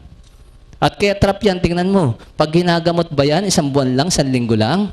May tawag nga sa gamot eh, maintenance, medication, repeated check-ups, and laboratory. Ang point ko, huwag kang pumasok dyan. Trap nga yan eh. Diba? Sa amin kasi, no, kung titignan natin, nagsimulan tayo dito eh. Lifestyle, yan ang tawag dyan eh. Diba? Yan po ang way kung paano ka ipasok dyan. Ito ginagamit sa atin eh. No? Sabi ko, nagkaroon ng shift. Dati, infection. Ngayon, ito ang kinamamatay natin. Pag-aralan natin kung paano na itatanim sa inyo to. No? Ang lifestyle, madali kang dalhin dyan eh. Papasok dyan. Ito ang famous na ginagamit sa atin dyan. Yung word na masarap. Di ba pag masarap, ang hirap iwasan? Kaya pag masarap, minsan sinatang mo sa doktor mo, Dok, ba't ganun? Lahat na lang ng masarap, bawal. Umaangal ka pa nga eh. Kasi bakit? Tingnan natin kung bakit yung masama naging bawal. At tingnan natin kung paano tayo na-shift from infection to lifestyle diseases. No? Kasi ganito ang ginawa sa atin. Sa ayaw, sa gusto nyo, sa palagay ko, sa pananaw ko, ang sakit nyo ginagawa na para sa inyo. Ginagawa na yan. Dadating ang time sa buhay mo, haharap ka sa isang tanong. Pagdating ng araw, ganito lang ang tanong. Anong gusto mong sakit? Multiple choice naman ang sagot. A, B, or C, or all of the above. Nakapili na kayo? Ayaw. Di ba? Ang sa amin, piliin nyo po, none of the above. Kasi may sagot naman ganun eh. Di ba? O pag-aralan natin, paano maging none of the above ang sagot nyo. No? Unang-una, pag-aralan natin kung paano na-shift ang sakit ng tao. Ganito lang naman yan eh. Ang bottom line dyan, alam nyo, ito eh, it's all about the money. Negosyo ng kalusugan. Ang masaklap, ikaw ang pinagninegosyohan. Kalusugan nyo, talo kayo doon. Kaya minsan sinasabi ko nga eh, totoo ang doktor, concern sa'yo. Kaya lang minsan, totoo nga bang 100% lahat ng doktor mapapagkatiwalaan nyo? Nag-iisip ka rin. Bakit? Ang point ko, tingnan mo mas maganda sa doktor, mas maraming sakit ang tao. Mas maraming may sakit, mas maraming pasyente. Diba? Mapapagkatiwalaan ba ospital? Mahirap din. Kasi ang ospital, design ng ospital, hindi lang basta may sakit. Grabe sakit mo. Kaya nga may kwarto para ma-confine. Kaya nga may operating room para ma-operahan. Subukan pumunta sa Maynila. May bago silang machine doon. Halimbawa, latest, pan-detect daw ng breast cancer. Lalagay pa ng ospital sa labas, di ba? Because we care. Naniwala ka doon? O negosyo yun eh. Pang-akit yun eh. Di ba? Ibabayad ka. Kung saan totoo yung we care, sana libre na lang. Okay, half the price. Pwede pa, papayag ako. Di ba? Ang ganda na nga din siya sabi, because we care. Totoo naman yung pang-akit. Wala tayong magagawa kasi negosyo. Negosyante na po kasi kadalasan ng may-ari ng ospital. Yun ang mabigat. Ang point ko, nung araw, nakikita nyo, ang ospital ang liliit. Kadalasan ng ospital nung araw, pag-aari ng doktor din. O kaya mga, tinatawag natin religious groups. Kaya nga nung araw, St. Luke's Di ba mga madre? Totoo yun Bakit? Usually nag-umpisa sila, foundation, charity hospital. Nakita, magandang negosyo, pinasok ng negosyante. Ang talo, sino? Tao. Diba? Talo ka lang kung magkakasakit ka. Tanda mo. Kung hindi ka magkakasakit, hindi ka apektado doon. Wala na pinag-iwanan. Halimbawa, ang negosyo mo, punerarya, anong gusto mo? Maraming mamatay. Ganon lang naman Tingnan mo ang negosyo na side Kaya sabi ko nga, sa panahon natin, parang ang hirap na talaga magtiwala sa tao basta't negosyante ang takbo ng utak. Di ba? Anong solusyon? Huwag kang magkasakit. No? Yun po ang gagawin natin dito. No? Ito po ang dalawang step para ka mahuli dun sa pagkakasakit. Sabi ko nga sa inyo, nung araw, infection lang. Ang dali namang gamutin yan ngayon Minsan nga, kahit wala ng doktor, nagagamot mo yan, di ba? Punta ka sa Mercury. May sakit ka. Pabili nga po ng mag-asawang gamot. Di ba? May doktor ba doon? Wala. May doktor ba nagreseta? Ito, inumin mo. Mag-asawang gamot. Nagulat nga ako nung una ko narinig yun. Ano mag-asawang gamot? Di ba? Amoxicillin. At saka, mefenamic acid. Nasyak nga ako doon. Naka-invento pa tayo ng word no, mag-asawang gamot. Tinanong ko nga kailan pa kinasal? Ito po yung step Ito yung way paano tayo nahuli sa sakit. Unang-una, para magkasakit ang tao, ginagawan po tayo ng deficiencies. Kakulangan sa Tagalog. Paano daw tayo nagagawa ng kakulangan? Kakulangan niya sa sustansya. Sinasadya. Paano? Ang ganda nga ng word Ang word na ginagamit, refinement. Kasi pag narinig mong refine, malinis, magandang pakinggan, di ba? Totoo naman malinis. Saan? Malinis na sa sustansya. Wala nang tinira. Tingnan mo ang difference Ikumpara nyo ang raw sugar sa refined sugar. Alam nyo ang raw sugar, ang daming vitamins. Nagulat nga ako Diba? Kaya kung titingnan mo, diba sa mall, yung cane sugar, yung juice, masustansya po yun, totoo yun. No? Kaya lang anong difference sa refined? Tinanggal na lahat ang sustansya, ang vitamins, ang enzyme, ang cofactors. Anong tinira? Calories na lang. Nagdagdag naman ng chemical, yung pinampaputi sa sugar. Kaya ang layo ng diferensya Ang kanin nung araw, binabayo lang naman sa probinsya yan di ba? Nung araw. Wala naman yung sinasabing pinapalis Nung araw, basically brown rice. Wala namang white rice nung araw, na-invento lang pang palis. So, naging ang kanin natin na shift ngayon, magandang tingnan ang puti. Tama, refine, malinis. Malinis ulit saan? Sa sustansya, sa vitamins, sa cofactors, sa mga importanteng enzyme. Ngayon, tinanggalan ng sugar, tinanggalan ng kanin mo, o yung bigas pala, ay yung palay ng sustansya. Tinapon ba yon? Hindi. Ba't naman itatapon? Bakit? Pakikinabangan nila yon. Bakit? Alam nila ang nawala dun. Kailangan mo. So, gagawin nila yon, doon sila kukuha ng raw materials panggawa ng vitamins na bibilhin mo. To begin with, dapat pala hindi ka na bumibili ng vitamins Nasa kanin mo na Nasa asukal mo na Kaya lang, na-trick ka. Maganda kasing tingnan ng refine. No? Umaandar dyan sa isip natin, pag refine, malinis. Tama tayo doon. Binanggit ko kanina, malinis sa sustansya. Ang problema sa deficiency, minsan natsatsambahan ng tao yan Example, nagkaroon ka ng sakit, hindi ma-diagnose ng doktor mo. Lahat na lang ng doktor inikot mo, hindi alam kung bakit may masakit sa'yo. X-ray, ultrasound, MRI, lahat na pinatest sa dugo mo, walang makitang problema. Yung pala ang problema mo lang, meron kang deficiency sa isang minerals o vitamins. No? Example, dahil nanawa ka na doktor at isip mo ngayon, wala na siguro talagang oras ko na. Umuwi ka na lang ng probinsya nyo. Doon na lang ako abutin, Dok? Pahinga na lang ako doon. Pagdating sa probinsya, walang ginawa kundi kumain ng fresh. Fresh fruits, fresh vegetables, manok na, di ba? Yung native, itlog na organic, lahat magandang kinakain. Biglang gumaling. Anong ibig sabihin? Na-correct mo yung problema ng katawan mo. Natsambahan mo ang deficiency mo. Kaya maraming istoryang ganun Umuokay nung umuwi ng probinsya Kaya alam din po ng negosyante na pwede matsambahan yan. Kaya hindi pwedeng papayag sila na ang sakit mo, dito ka lang dadaanin. Nagdagdag pa silang isang paraan para mahuli ka. Ito po, ang pinakamalupit. Nagdagdag sila ngayon. Di ba parang familiar politika, no? Oplan, dagdag, bawas. Ganon ginagawa sa inyo Di ba? At itong pinakamatindi bukod sa tinatanggalan ka, dinagdagan ka pa. Andito yan, no? Ito po ang nagpapabigat. 15,000 toxic chemicals ang inaalaw gamitin sa tao. Imagine niyo yan, no? Marami ho ba yan? 15,000. Nasa pagkain mo, nasa damit mo, nasa bahay mo, nasa balat mo. Dala-dala mo nga ngayon yan eh. Di ba? Nagulat ako dyan, nabasa ko eh. Bakit? 100 nga lang, dami na eh, 15,000 pa. Di ba? So, ngayon, ang point, ito kasi kinwestiyon ko doon eh. Bakit nga ba pinapayagan? Kasi pala isipan sa akin yan, bakit allowed? Sa pagkakaintindi nyo, kailangan ng katawan mo pag toxic. Di ba? Hindi. Lason nga eh. Di ba? Kaya lang sabi ko nga, bakit allowed? Pinapayagan. Isa lang naisip ko, kaya pinapayagan, gagawa ka ng sakit. Yun lang naman eh. Yun lang naman silbi niyan eh, para ka magkasakit. Di ba? O ngayon, tingnan natin ngayon ang relationship. Itong 15,000 toxic chemical na yan, dito yan, yung addition na to, paano ka na-shift dyan? Unang-una, itong 15,000 toxic chemicals na to, na ina-add sa'yo, saan nilalagay? Sa masarap. Kaya minsan, totoo yung sinasabi eh. Bakit pag masarap bawal? Diba? Example, tanongin ko kayo, yung lahat na nandito sa kwartong to, sino po sa inyo hindi pa nakakain ng dilata sa buong buhay niya? Taas ang kamay. Yung pong laman, di yung lata ha. Maliwanag, nakakain na lahat. No? Ang dilata ho ba, sa pagkakaalam nyo, may preservatives wala? Meron. Masama hindi ang preservatives? Masama. Wala mo masama, ba't mo kinakain? Masarap, madali, mura. Nandun eh, huli kayo. Number 1 reason, masarap. Hindi ako naniniwalang madali at mura lang. Kakain kayo ng sardinas, masama lasa, mura? Siyempre hindi. Dapat masarap muna. Alam nila yun eh. Pangunahin target, panlasa mo. Pakiramdam mo dapat masarap.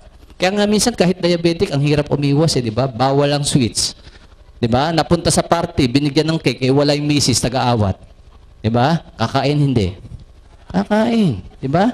Kumakain ka, habang kumakain ka, nagtatalo pa isip mo. Minsan lang naman to eh. O ba't mo inaaway sarili mo? Wala man kumukontra. Alam mo kasi, bawal ginagawa mo eh. Yung iba, ganito pa eh. May gamot naman eh. Okay naman ang blood sugar ko ngayon eh. Diba? Nagdadahilan ka kasi alam mo mali ang ginagawa mo. At least alam mo. Diba? So ito pa. Paano tayo nadadali pa? No? Ito, tingnan po natin. Dapat kasi oriented na tayo dito. No? Burahin ko muna ito.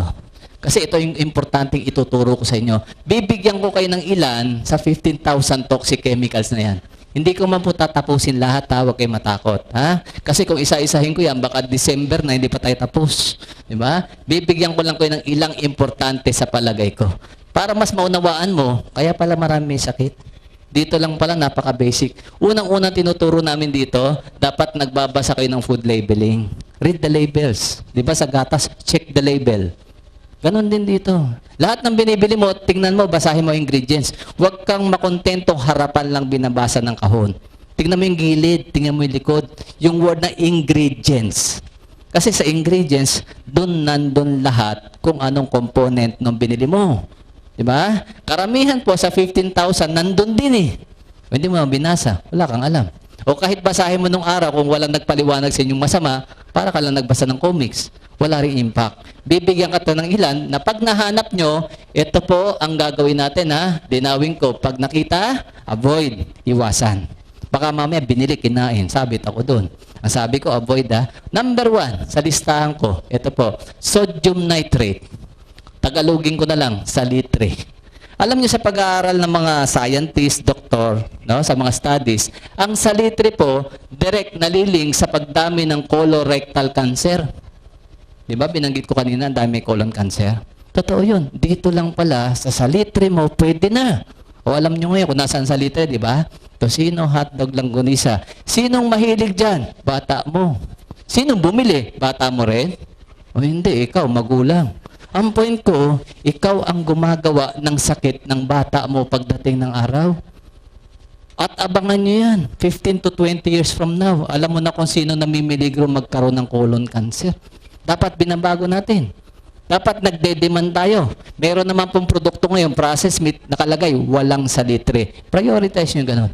Diba nakakita na kayo? Produkto, tosino, nakasulat, walang salitre. Di yun ang hanapin mo. Ang point ko kasi, pwede naman palang wala. Ba't nilalagay nung araw? Kasi walang may alam na masama eh.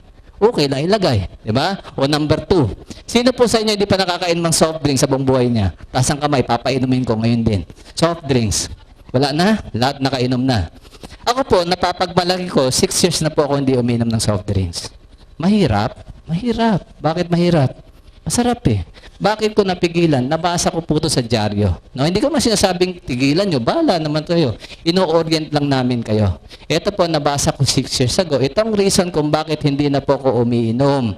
Nabasa ko sa Philippine Star. Ito pong report na to galing Amerika. Napa-report lang sa atin. Basahin ko po ang title na lang ha. FDA report, cancer-causing chemical found in some soft drinks. Nashock ako eh.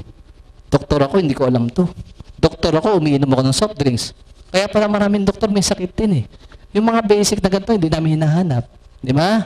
Kaya lang, ini-expect ko, mag-iingay. Kaya lang, kinabukasan, nawala na issue. Tanong, importante bang malaman nyo? Oo naman, nakaka-cancer eh. Di ba? So ito po, hindi ko lalagay ang brand, isulat ko lang po kung ano naman yung chemical. Ito kadalasan, preservative din. Kaya binanggit ko kanina yung preservative na word eh. No? Sodium benzoate. Ang benzoates po, usually preservative sa mga iniinom nyo. Hindi lang soft drinks iniinom mo. Juices ng bata mo, i-check mo. Nasa Tetra Pak, nasa foil. 90% ng product natin, made in the Philippines, yan ang preservative pagdating sa juices. Nasyak ako dun. Halos lahat ng tingnan ko, meron eh. Ano daw sakit ang naibibigay ng sodium benzoate? Blood cancers. Ano ba ang blood cancers na alam nyo? Leukemias. O kaya pala maraming bata sa Pilipinas may leukemia. Dito lang pala pwede na eh. Di ba ang bata addict sa soft drinks? Totoo yun. Sino na naman bumili? Yung bata mo? O hindi, magulang. Sa probinsya nakakita ko, baby, dumedede, soft drinks eh. Kung gaano kasama yun. Di ba nakikita natin yun? Kasi hindi ka aware na ganun pala. Minsan nga, sama ng loob namin eh. Nagpo-promote kami ng Vita Plus, health drink, pangkalusugan ha. Binubusisi kami ng todo-todo. Pero ni minsan, hindi binusisi yung iniinom na soft drinks. Di ba? Inom ka ng inom. Tinanong mo ba sa manufacturer? Saan ba gawa ang soft drinks? Anong ingredients? Lahat ba yan mahusay sa tao? Wala eh. At alam natin, ang soft drinks, wala naman talaga na ibigay na maganda sa katawan nyo. Meron ba? Wala, di ba? Sakit may binigay? Anong sakit? Ha? Ulcer, gastritis, diabetes, ang dami. O hindi kayo doktor. Alam nyo, sakit binibigay. Ba't mo iniinom? Maganda yung sagot, oh. Huwag ka na mag-isip. Masarap eh. Di ba? Totoo yun. O number 3, ang pinakamasamang fat na pinapakain sa inyo, trans fat. Tandaan mo trans fat ang pinakamasama. Saan ka na-orient? Cholesterol. Ba't ganun? Ito pinakamasama, hindi mo alam. Tawag dito ng araw, alam nyo? The silent killer. Cancer ang binibigay. Ang trans fat naman, related sa heart disease, related din sa diabetes, at 40% daw na may bukol sa breast, mataas ang trans fat level sa dugo. So sa mga babae, double check pagdating sa kinakain nyo. Ang trans fat po, mayamang-mayaman dyan kadalasan, yung mga biskwit na baon nyo. Kung may baon kayo, check mo eh. Kung walang nakasulat sa harapan, ito hanapin nyo hydrogenated vegetable oil. Yun din po ang trans fat. Linawin ko, pag nabasa nyo vegetable oil lang, okay yan. Wala tayong pag-usapan. Kaya lang, pagkakabit ang salitang hydrogenated, ibang usapan na yan. Naging bad oil ang healthy oil. Sino may kagagawan? Tao. Alam nyo, 2003, bawal na yan sa Europe eh. Majority ng European countries, bawal na yan. 2012 na tayo ngayon, ginagamit pa sa'yo. Bakit? Nung naban sa kanila, may gumagawa pa eh. Sayang naman, ibenta sa Pilipinas, hindi man nila alam eh. O kawawa tayo, dumping ground. Nasa tinapay, nasa biskwit. Minsan nga po, hanggang palaman nyo sa tinapay, meron yan eh. Sang katutak. Dinimanda ng New York City government ang KFC at McDonald's 3 years ago sa isyung trans fat. Ba't ko binanggit? Sino sa inyo hindi pa nakakain sa fast foods? Wala na, di ba? So, nanalo ang New York City government. Total ban na po ang trans fat sa New York City. Gumaya ang California. Sa atin, hindi pa bawal hanggang ngayon. O kaya dapat, hanapin mo na. O para mas malinaw, ganito po. Pakita ko sa inyo, Ito kasi isang brand na to, galing Europe ito eh. Nabibili sa atin, made in Italy. Di ba may sticker, pulang-pula? Ano nakasulat? No trans fat. Ganon ka big deal sa kanila. Pinapalagyan ng label. Di ba? So dapat, ganon din tayo. Yung iba naman nabasa na yan eh. Sa Coffee Mate, narinig nyo nga sa commercial yan. 0 grams trans fat. Kaya lang hindi mo kinwestiyon. Bakit may ganun? Para saan ba yung trans Sabi fat? nga ng isang health buff, si Jack LaLanne, sabi nga niya, paggawa ng taong pagkain hanggat maaari, huwag mong kainin. Lalo kung may pangalan. Kasi nga naman, pag may pangalan, negosyo yan, korporasyon yan. Ang habol niyan lagi, tubo. Kung paano makikreate ang produktong mas mura, no? Na kikita sila ng malaki. Eh ngayon, paano mag-create ng mura? Puro artificial na lahat, pati flavoring eh. Di ba? Kasi mas mura yung ganun eh. Doon tayo kasi nadadali. So dapat, mag-ingat tayo. Information lang naman eh, ang kailangan natin para tayo umiwas sa mga sakit na to, no? So, number 4, refined carbohydrates. Madali maintindihan yung refined carbohydrates kung paano ka nagkakasakit kasi binanggit ko na kanina, di ba? Sa refinement, tinatanggalan ka ng sustansya. So, dapat pala, hindi ka na masyado dito. Ano yon? Madalas sinasabi ko yan, binabanggit ko, yan po yung mga whites. White sugar, white bread, white rice. Bumalik ka na sa masustansya talaga. Ano po yon? Brown sugar, muscovado. Brown rice, wheat bread, di ba? Nakikita nyo naman eh. Yung iba naman kasi, alam namang masustansya ang wheat bread, ang brown rice. Pero ba't bumibili ka pa ng pampaputi ng kanin mo? Yun na hindi ko maintindihan.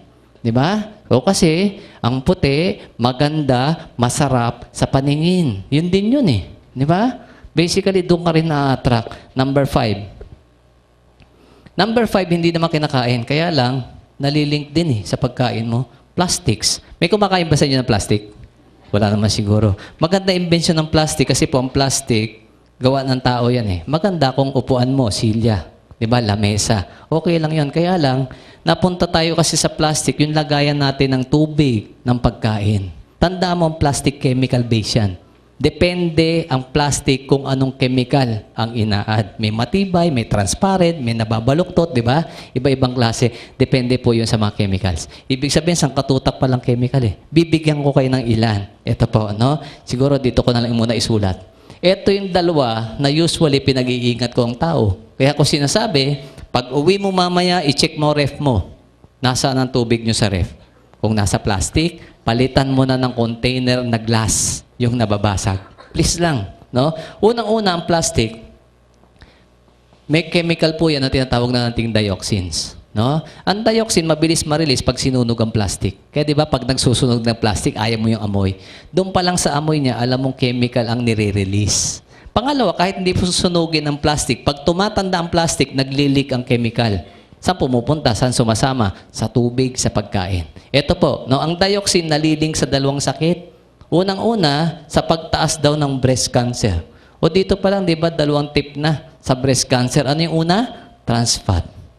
Kung may baong nga kayong biskwit ngayon, i-check nyo. Lamang-lamang meron yan. Di ba? Bukod dito, tumataas din daw po ang kaso ng prostate cancer dahil sa dioxin ng plastic. No? Ito pa isa sa plastic, BPA. Yung iba, kung medyo observant kayo, mapapansin niyo sa isang bus. Merong bus na kasi nagdadala ng commercial sa likod, di ba? Gumagawa ng plastic, may nakasulat, BPA free. Dapat kinu-question nyo, bakit ba BPA free? Ano bang meron sa BPA? Bakit kailangan walang BPA? Ang BPA po, bisphenol-A. Pampatibay po ng plastic mo. No? Okay naman, tumibay ang plastic eh. Kaya lang, nung pinag-aralan po ang BPA, 3 sakit pa lang na ibibigay sa tao. Anong target sa ating sakit na top 3? Ito pansinin nyo. Yan. Heart disease, diabetes, goiters. Dito pa lang pala, pansin mo, huli na yung 3. Di ba? Kasi ang goiter, nagiging cancer din yan. Tandaan nyo. At tingnan nyo, kung gaano tayo nataniman ng BPA, lalo yung younger generation ngayon. Kasi nakita nila, maraming dedihan ng bata ngayon, mataas ang BPA content. Nasa dedihan ng bata. Di ba nung araw, ang dedihan natin, di ba? Yung bubog, yung glass, yung nababasag. Ba't biglang nawala? Nag-shift tayo sa plastic kasi mura. Kasi hindi daw nababasag. Kaya lang, hindi kaya ang question dapat ganito. Baka kaya tinanggal yung glass dahil kukunti ang nagkakasakit doon. Sa plastic marami. Di ba? Kasi parang namang, bakit para sinasadya eksakto? Tapos nasa bata mo, ibig sabihin, walang kamalay-malay, walang kalaban-laban, ang bata mo natataniman. No? On number 6, bawas na po tayo sa paggamit natin ng fabric conditioner. Kasi nung araw, wala tayong problema dyan, ginagamit natin pampatigas ng damit. Di ba? Almerol. Ang almerol kasi cornstarch, walang problem. Maganda naman gamitin kasi malambot ang damit, mabango. Doon ka rin na-attract. Kasi yung malambot sa pakiramdam at mabango sa ilong, masarap na pakiramdam. Nakuha nyo? Kasi hindi masarap sa pakiramdam kung matigas ang damit mo. Subukan mo maglaban ng brief, lagyan yung almerol. Awayin ka ng mister mo. Pag uwi niyan, gas-kasingit yan di ba? Totoo, tigas ng... Fabric conditioner, bawasan na lang ang gamit, ha? Sa akin kasi, tingnan nyo, nung inaral yan, alam nyo ba lumabas? 10 chemicals ang content niyan. 3 daw doon nakakapagbigay ng cancer sa'yo. Paano pumapasok? Nasisip-sip ng balat nyo. Please lang yung bata, kung ikaw hindi mo kayang mawala ang fabric conditioner, yung bata huwag nyo isama damit. 40% manipis ang balat niyan. Mas maraming nasisip-sip. Nung bata ka, anong sinipsip? Cornstarch. Ngayon, ang ganti mo, 10 chemical, unfair ka sa bata mo eh. Kaya lang hindi mo alam yun nung araw. No? So ito, number 7 tayo. Cosmetics. Hindi ko na po i-discuss lahat, no? Kasi marami po yan. Isang libro yan eh. Maglagay na lang po ako, especially yung mataas ang lead content. No? Usually, heavy metals ang masama dyan. Tsaka yung naririnig niya, mercury. Diba? Yung mga sa beauty product, made in China, diba? Yung iba pine-face out kasi mataas daw ang mercury. Pareho po kasi yan nakakasira ng nervous system kasama ang brain. Ang notorious sa lead na mataas, lipsticks nyo. O kaya kung naka-lipstick ka, ito lang question. Kung branded naman yan, absuelto ka na. Lahat po ng mga branded na lipstick ngayon, nag-pull out na ng gamit ng lead. So, mas safe po na tayo doon. Kung branded ginagamit. Yung mga boys, parang patay mali siya. Bakit? Hindi daw nagli-lipstick. Kaya lang may warning din sa inyo. Tanong, humahali kayo? Oh yes. O di ba? Ang malupit doon, kasi sa observation ko, pag sa hali ka ng lalaki, laging palunok, pasipsip. Napansin nyo ba? Totoo yun eh. Lalo't pag bago pa lang, di ba? Tingnan mo, babae. Yung lalaki, mag-boyfriend, girlfriend, bago pa lang. Lagyan mo ng lipstick yung babae pulang-pula. Kasasagot pa lang. 1 week pa lang. Iiwan mo sa kwartong madilim. 30 minutes. Paglabas, may lipstick pa ba? Na kanino na? Nasa lalaki. Nilunok mo pa. Ayun ang bigat doon. Di ikaw magkaroon ng lead poisoning. Kaya itong advice ko sa mga boys, no, especially mga lover boys dyan, yung mahilig humalik, no? Bago ka humalik sa partner mo, girlfriend, asawa, pag naka-lipstick, magtanong ka muna kung anong brand. Sabihin mo na lang ganito, wala nang paligoy-ligoy, ganito ng tanong, diretso. Unleaded ba yan? Di ba uso naman yan na yan? Gasolina. O yun naman ang issue eh, yung lead eh. Di tanongin mo, unleaded ba yan? O number 8 na po tayo, no? Ito po, siguro last na lang natin, antibac. Naririnig niyo word antibac? Di ba? Sa TV, sikat yan eh. Ang pinakasikat kasi na antibac, ito po, triclosan. Bigyan ko lang kayo ng konting istorya sa triclosan. Nung araw, ginagamit na yan sa paa mo. Yung Fisan foot powder, natatandaan niyo, pang-alipunga. Effective kasi yan, pamatay mikrobyo. Usually, pag sinabi antibac, pamatay mikrobyo. Effective sa alipunga, nasa paa. Kaya lang mura po yan, effective. Anong ginawa? Hindi pa nakontento sa paa. Nilagay na sa katawan mo. Nasa sabon nyo na yan eh. Hindi pa nakontento sa katawan. Nasa bibig mo na ngayon, yung dating nasa paa mo lang. Tingnan mo nasa toothpaste mo na yan eh. I-check nyo ibang toothpaste nyo, meron na yan. Lalo't nakasulat, antibac, 12 hours protection, lamang-lamang may triclosan. Alam niyo ang findings ng scientist dyan? Ang triclosan, nako-convert sa dioxins. O, ano daw masama sa dioxin kanina? Breast cancer, prostate cancer. O kaya nilagay sa bibig mo, ito lang nakikita ko dyan, ha? Matatalino po talaga eh, ang negosyante, no? Ang dioxin kasi, no, nakaka-produce ng sakit sa'yo. Kaya lang, ang triclosan, paano nauwi ng dioxin? Ganito lang kasimple yan. Kung alam mong chemist, ang chemistry mo nung araw, ito po, mas madali lang doon. Ang triclosan po, may 3 chlorine. Kaya nga trichloro. Usually po, bago yan ma-convert sa dioxin, ang dioxin kasi mga tetrachloro. Ibig sabihin, 4 ang chlorine yan. Hindi yan magiging dioxin ng kulang ng 1 chlorine. Diba? So, dapat meron kang isang dagdag, isang donor manggagalingan ng chlorine molecule. Pag naliligo ka, may tubig, wala. Wala. Pag nagtutoothbrush ka, may tubig, wala. Tanong, tubig mo, chlorinated, hindi. Diba ang tatalino? Naisip nila yun, no? Imaginein mo, masama ang chlorinated water sa tao. Ang tanong, sa swimming pool ba umiinom ka? O di ba hindi? Bukod sa chlorine, may ihi pa yun ng mga boys. Yak daw. Ito po, no? Number 9, bilisan ko na lang po, no? Number 9, binanggit ko na kanina, hanggat maaari, lalo yung mga may problema sa goiter, lalo ang babae, prone kayo kasi sa goiter. Ako kasi, pinapaiwas ko ang tao ngayon, uminom ng chlorinated water. Tap water, usually chlorinated yan. Nag-i-interfere sa thyroid function nyo. Ang malas ng Amerikano, ang tubig nila, parehong meron yan. Sa atin, chlorine lang. No? Ang fluoride, madalas naman to, nasa toothpaste mo. Okay naman, in small amount, okay. Ang problema, napaparami ka. Bakit sinusunod mo yung commercial? Di ba? Pag ganun kalaking bristle, ganun karami toothpaste. Sinusunod mo yun at pinagagawa sa'yo para mabilis maubos toothpaste mo, para bibili ka ulit. Ang kailangan mo, konti lang. Tandaan mo, ang basihan doon, fluoride content. Masama sa tao ang sobra. Actually, poison yan kung i-consider nyo. Kaya nga ang bata hindi dapat nagtututbrush mag-isa. Delikado. Nilulunok. Fluoride yun. Tandaan natin. Diba? Iwasan lalo kung prone sa goiter. Number 10. No? Ito po yung sinasabi ko mga tinatawag nating topicals. Yung mga ina-apply nyo sa balat nyo. Yung masasabi nating for external use only. Unang sinasabi ko dyan, alcohols. Mamili na kayo.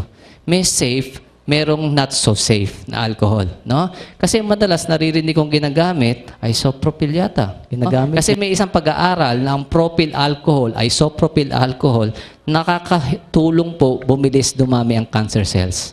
Isang cell biologist po ang nagsabi noon, hindi ako. Kaya lang ang point ko, kung ginagamit mo sa katawan mo, paano kung matsyempohan, may nabubuo ka palang cancer cells, di bibilis ang dami. Pwede namang gamitin ng ethyl alcohol. No? Mas safe po yon. No? Bukod doon, ito pa, yung, kasi summer, total, tapos naman ng summer. Sino po sa inyo nag-beach? Nag-Boracay, nagpalawat? Yung iba sa atin, pag nagbe-beach kasi, ayaw ma-sunburn. Anong pinapahid mo? Sunscreen. Bakit ka nagsa-sunblock, nagsa-sunscreen? Para hindi ma-sunburn. Pangalawa, para hindi mag-develop ng skin cancer. Alam nyo ba napatunayan sa US ngayon? Napansin to Nung hindi pa uso ang sunblock, meron namang skin cancer ang Amerikano. Nung nauso ang sunblock, naging 4 times na dumami ang skin cancer. Alam nyo na-detect? 3 component sa sunblock mo ang actually nakakakos ng skin cancer. Di ba naisahan ka na naman to? Supposed to be po, proteksyonan ka daw Ito pa, yung huling topic sa sinasabi ko, yung pinapahid ng babaeng lotions. Hanapin nyo sa lotion nyo ang parabens. Pag meron, wag nyo nang gamitin. Parang awa mo sa sarili mo. No?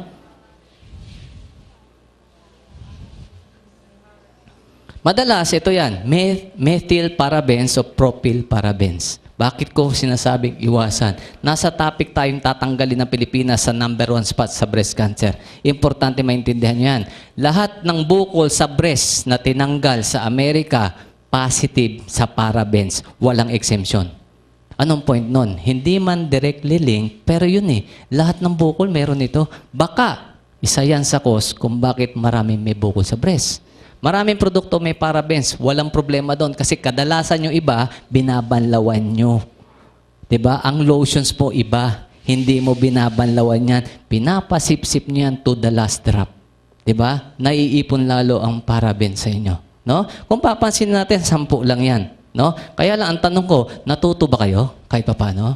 Oh, buti naman, no? Sa akin lang, try nyo i-practice, i-share, no?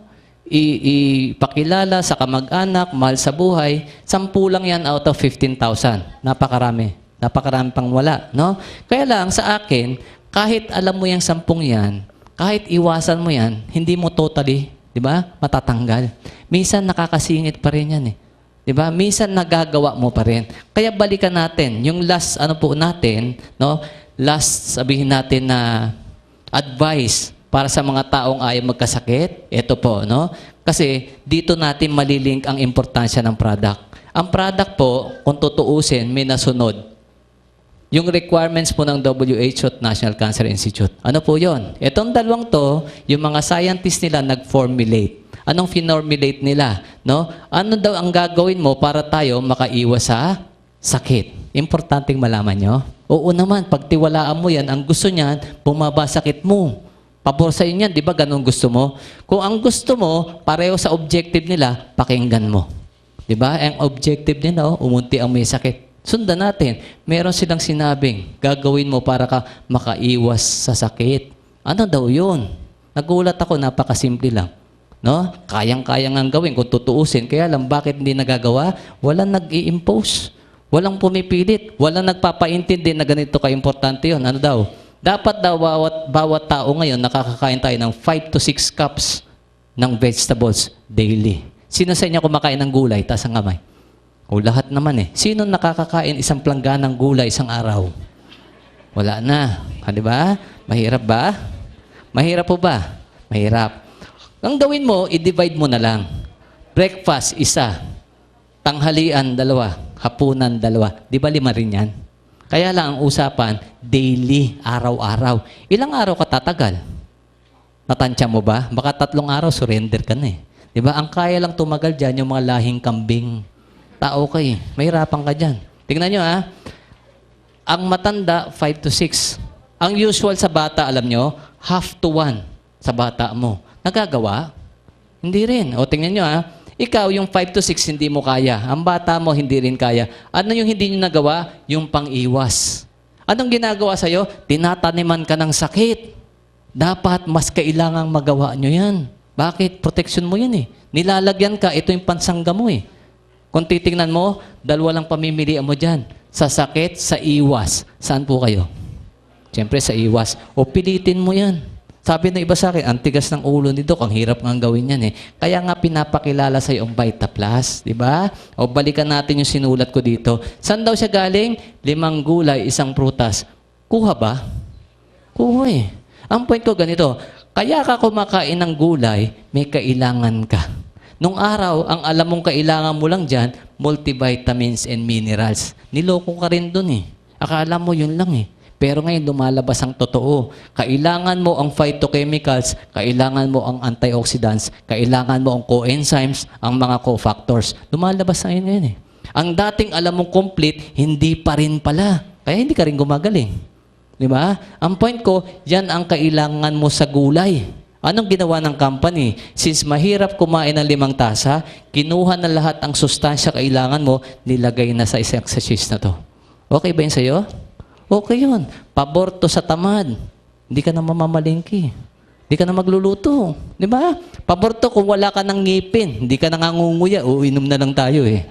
Di ba? Ang point ko, wag mo siyang ituring na juice lang. Tandaan mo, ang katumbas ng isang sachet, pag tinimpla nyo sa isang baso, para kang kumain ng 5 taling gulay na pinakamasustansya. Yun ang relevance ng programa. Yun ang importansya ng product sa inyo. Kaya lang kayo pa rin ang pipili. Di ba? Kung ayaw mo gumastos dito, subukan ng press, bahala ka sa sarili mo kung anong kaya mong gawin. Di ba? Ang mahalaga sa produkto po, lalo sa programa, ang intention po ng company, gumanda kalusugan nyo. Kaya lang, naisisilip ng company, may isa pang malubhang problema ang tao. Di ba? O maganda nga ang product, wala mo akong pambili. Di ba? Ang problema, gusto kong gumamit, kapos naman ako sa budget. Kaya tuturuan namin kayong yumaman din. Di ba? Malusog ka na, maganda kalusugan mo, mayaman ka pa. Okay ba sa inyo yun? This is your last chance.